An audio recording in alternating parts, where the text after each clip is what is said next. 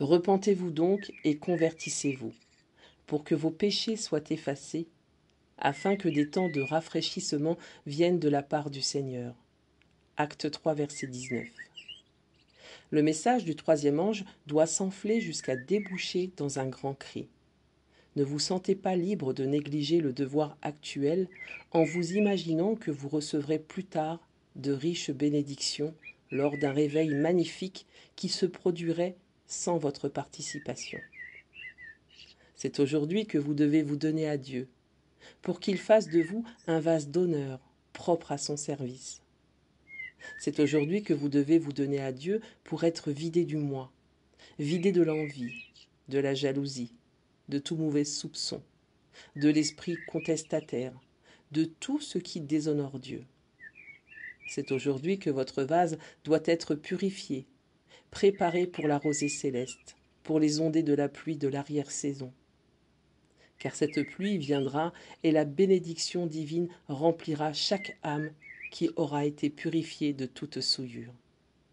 C'est aujourd'hui notre devoir de céder nos âmes au Christ pour que nous soyons préparés pour le temps de rafraîchissement venant de la part du Seigneur, préparés pour le baptême du Saint-Esprit.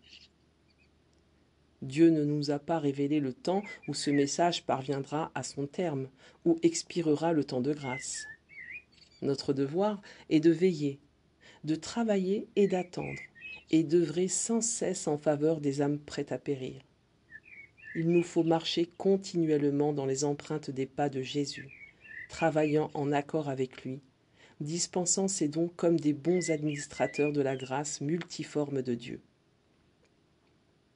La parole du Seigneur nous fait savoir que la fin de toute chose approche.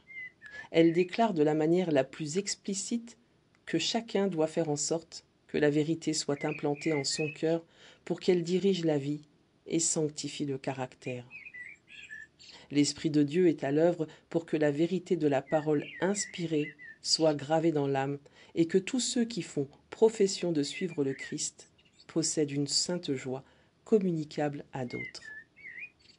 Notre seule sécurité réside dans le fait d'être prêts pour le rafraîchissement céleste, d'avoir nos lampes prêtes et allumées. Amen.